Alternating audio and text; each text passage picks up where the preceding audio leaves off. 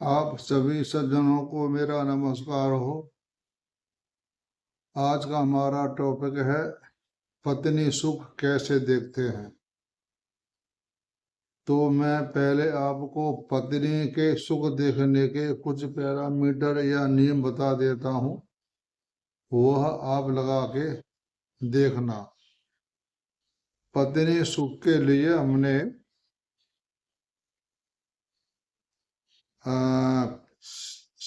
सातवां भाव और नवम भाव और 12 भाव, 7, 9, 12 भाव भाविष्कारक को देख करके ही बताना चाहिए इनकी स्थिति क्या है।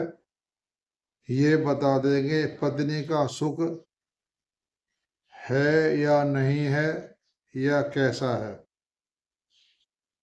क्योंकि हमारा जो 12 भाव है वो सैया सुख है। सैया सुख देखते हम सप्तम भाव पत्नी या पति का है, उस भाव को देखेंगे, उस भावेश को देखेंगे, कारक को देखेंगे। और हमारा 9वां भाव है भाग्य का, हम भाग्य देखेंगे। यानी पत्नी का बारे में कोई भी हमने किसी के बारे में देखना है, उसमें हमने 9वां भाव को जरूर लेना है, क्योंकि हमारा वो भाग्य है। भाग्य हमारा कैसा क्या है ये हमें भाग्य बताएगा, भाग्य अच्छा है या खराब है। तो हम शुरू करते हैं। ये कुंडली है दिश भाव लगन की और धनु लगन की है।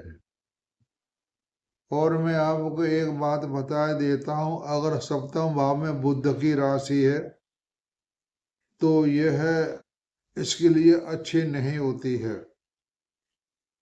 बुध हमेशा दूसरी शादी करवाता है या नहीं, या यानी कहने का मतलब ये है कि जो हमारा गुरु है वो तो शादी करवाता है, लेकिन बुध शादी नहीं करवाता है। सप्तम भाव में अगर कन्या और मिथुन राशि है तो समझो कि पत्नी सुख में कमी पूरी है। फिर हम देखते हैं कि ग्रहों की दशा कौन सी चल रही हैं, वो हम देखते हैं। क्यों दशा पर बहुत सी बातें निर्भर होती हैं। दशा किस भाविश की चल रही हैं और उस जो दशानाथ है वो कौन है। तो इसमें हमने लिख रखा है कि इसकी जन्म दशा चली गुरु की, 12 वर्ष 4 माह की बीत चुकी थी, 12 4 माह की इसकी बची है। और शुभ ग्रह इसके हैं गुरु, मंगल, सूर्य, और पाप ग्रह हैं शुक्र और शनि। तो हम शादी के लिए एक पैरामीटर और देखते हैं कि जो शुक्र है वो हमारा शादी का कारक है, यानी लड़के के लिए शुक्र का देखना बहुत जरूरी होता है कि शुक्र की स्थिति क्या है। इस कुंडली में शुक्र एक पाप ग्रह है, और किसी लड़के की कुंडली हो तो उसमें हमने मंगल देखना होता है कि मंगल की स्थिति क्या है। वैसे भी जब हम देखते हैं आमने सामने, मेष लग्न के सामने तुला राशि होगी यानी शुक्र और मंगल, तो शुक्र मंगल का देखना बहुत जरूरी होता है। पति के पुरुष के लिए शुक्र और स्त्री के लिए मंगल का देखना जरूरी होता है, इनकी स्थिति क्या है। एक कुंडली है पुरुष की, उसमें हमने देखना है शुक्र की स्थिति क्या। शुक्र इसमें पापी ग्रह है। शुक्र इसमें 6ठे भाव का स्वामी है और 11 भाव का स्वामी है। 3, 6, 11 हमारे पाप ग्रह होते हैं, इसलिए शुक्र और शनि इसके लिए पापी ग्रह बन गए हैं। तो शुक्र हमारे पापी ग्रह बन गया। और अब हम देखते हैं सप्तम भाव को, भावेश कारक को लगाते हैं। सबसे पहले शुक्र को हमने देख लिया, शुक्र इसके लिए ठीक नहीं है।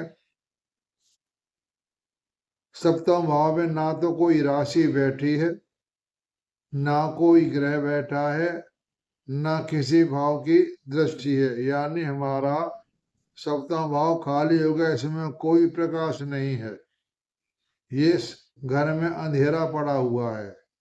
सप्तम भाव हमारा पिट गया। इसका भावेश बुध है, इसको देख नहीं रहा। कारक शुक्र है, वो पापी है, और भाव खाली है, यानी इसका सप्तम भाव गोल हो गया। अब देखते हैं हम सैया सुख। सैया सुख में शनि महाराज बैठे हुए हैं। शनि महाराज कभी शादी नहीं चाहते, न शनि शादी चाहते हैं, न मंगल। तो 12वें भाव सैया सुख में शनि बैठे हुए हैं, वो सैया सुख को मना कर रहे हैं। जो शादी इसकी हुई है वह गुरु की दृष्टि पड़ रही है, लगने से 7, 8, 9 दृष्टि पड़ने से गुरु महाराज ने इसकी शादी तो करा दी, लेकिन सैया सुख इसका नहीं है, क्योंकि मंगल अष्टमेश है और मंगल इसको देख रहा है। 1, 2, 3, 4, 5, 6, 7 मंगल इस ग्रह को देख रहा है, तो मंगल ने ये सारा काम खराब करवा दिया। सैया सुख खत्म। अब देखते हैं नवम भाव। नवम भाव पे मंगल की दृष्टि है, 1, 2, 3, 4 और शनि की दृष्टि है, 1, 2, 3, 4, 5, 6, 7, 8, 9, 10। तो मैंने आपको पहले बता चुका हूं कि शुक्र शनि पापी ग्रह हैं और मंगल भी पापी ग्रह है। नवम भाव पे मंगल की दृष्टि है और नवम भाव पे शनि की दृष्टि है। तो इस तरह से इसका नवम भाव ही पिट गया। 1, 2, 3, 4, 5, 6, 7 और शुक्र की दृष्टि है। पापी ग्रह शुक्र की दृष्टि है, पापी ग्रह मंगल की दृष्टि है, पापी ग्रह शनि की दृष्टि है। इसका भाग्य है वो साथ नहीं दे रहा, ये भी बेकार हो गया। सिर्फ इसमें एक जो हमारे सूर्य हैं वो राजयोग कारक बना रहे हैं ग्रह, क्योंकि ये नौ भाव के स्वामी हैं और पंचम में बैठे हैं, लेकिन अपने भाव को देख नहीं रहे हैं। इस भाव के सारे पापी ग्रह देख रहे हैं। तो मैं पहले बता चुका हूँ नौ भाव इसका पिटा हुआ है। जन्म लग्न भी ठीक है, चंद्र लग्न भी ठीक है। अब हम देखते हैं सुख। सुख देखने चौथा भाव देखते हैं। लगन का भाव है सुख, 1, 2, 3, 4। यहाँ लग्न से बैठे ले, साथ में गुरु बैठ गए हैं। जो गुरु बैठे हैं, गुरु राहु के डिग्री के बिल्कुल नजदीक हैं, यानी राहु ने सारा काम खराब कर दिया, इसका सुख नहीं है। फिर देखते हैं पत्नी का सुख चौथे भाव से।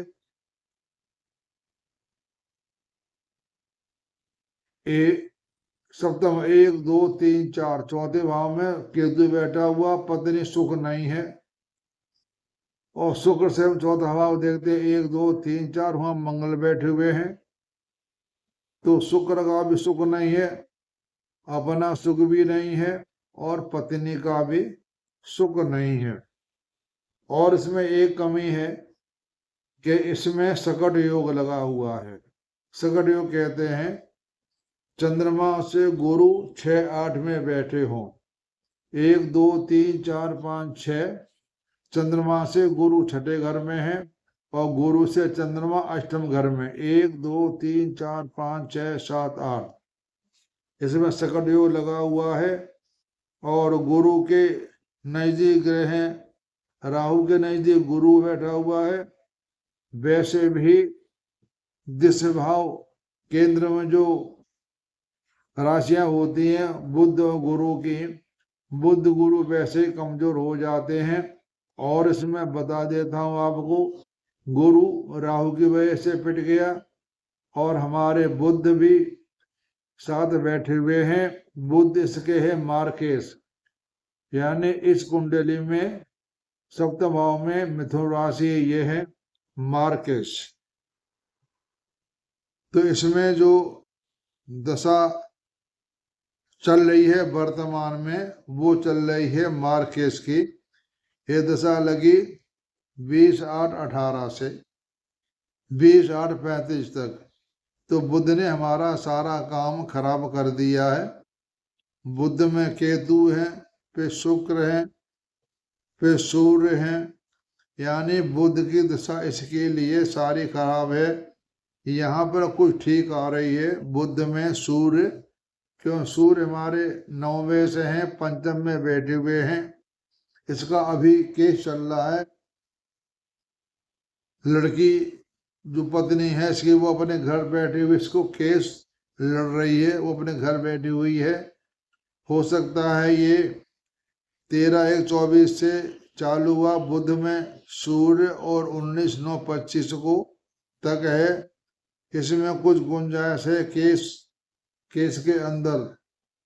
अगर इसमें इसका कुछ नहीं होता है तो आगे इसका टाइम सारा खराब है, कोई उम्मीद नहीं है। और इसकी शादी हुई थी 12 दिसंबर 2019 को। वो दशा थी बुध में बुध और मंगल। मैं आपको ये बता चुका हूँ, किसी की भी शादी बुध मंगल केतु और सूर्य की कोई दशा पड़ जाए, वह शादी कामयाब नहीं होती है। और शादी हुई दिसंबर 19 में, और एक साल बाद दिसंबर 2019, यानी 1 महीने बाद केस चालू हो गया। 12 दिसंबर 2019, जनवरी 20 में ही केस चालू हो गया। तभी से केस चल रहा, अभी तक केस की कोई सुनवाई नहीं है।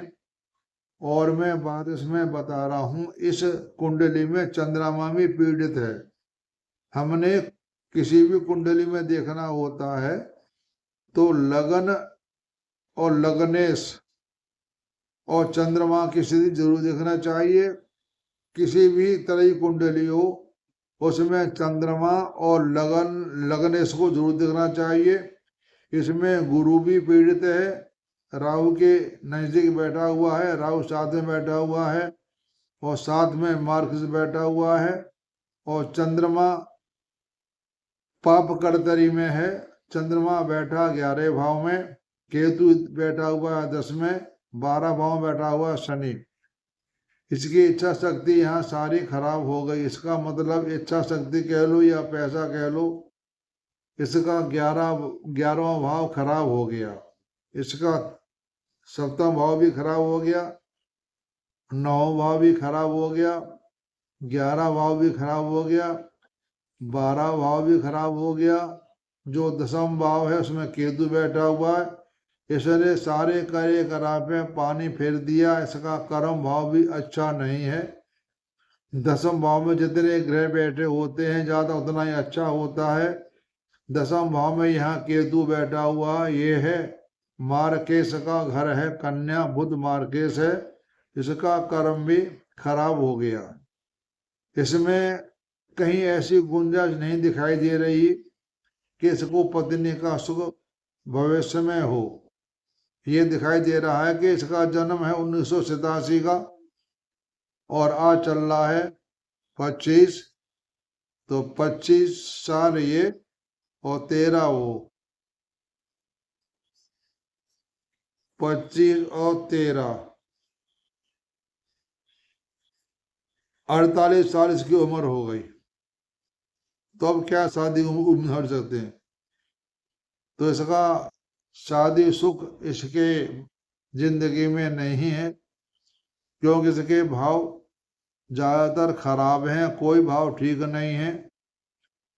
इसमें गुरु अपनी राशि में है, वो भी राहु के चपेट में आ गया। इसमें कोई भी ग्रह अपनी राशि में नहीं बैठा हुआ है। हमने कुंडली में ये देखना होता है कितने राशि राजयोग बना रहे हैं, कितने ग्रह अपनी राशि में बैठे हुए हैं, कितने ग्रह कारक कुंडली के हिसाब से अपने घर में बैठे हुए हैं। इस कुंडली में कार्ड्स के हिसाब से कोई भी ग्रह अपने घर में नहीं बैठा हुआ है। कार्ड्स कुंडली मेष लग्न की होती है, उस हिसाब से कोई भी ग्रह अपने भाव में नहीं बैठा हुआ है, ये भी हमें देखना होता है। तो ये मैंने आप इसका सैया सुख खराब, कर्म भाव खराब, भाग्य खराब, और तीसरा भाव सप्तम भाव भी खराब, क्योंकि नवम भाव पर दृष्टि पाप ग्रह शुक्र शनि मंगल की पड़ रही है। 12वें भाव पर मंगल की दृष्टि और शनि बैठा हुआ, यूं खराब हो गया। इसका दाम्पत्य जीवन यानी खत्म हो चुका। तो ये मैंने आपको सारी बातें बता दी। ऐसे ही नियम आप लगा करके देखें, जिनको ज्योतिष आती है, और जिनको नहीं आती है तो वो सीख लें कि ज्योतिष के नियम ऐसे लगाए जाते हैं। आप सबने मेरी कुंडली को बड़े ध्यान से सुनते हैं, क्योंकि मैं कुंडली उन्हीं की लेता हूं जो हमारे वर्तमान में है, उनके बारे में मुझे पता है, और उनके साथ इस समय क्या बीत रहा है, उसी हिसाब से मैं कुंडली को फर्द करता हूं। तो आप सबका सुनने का नमस्कार, और आप सबका धन्यवाद।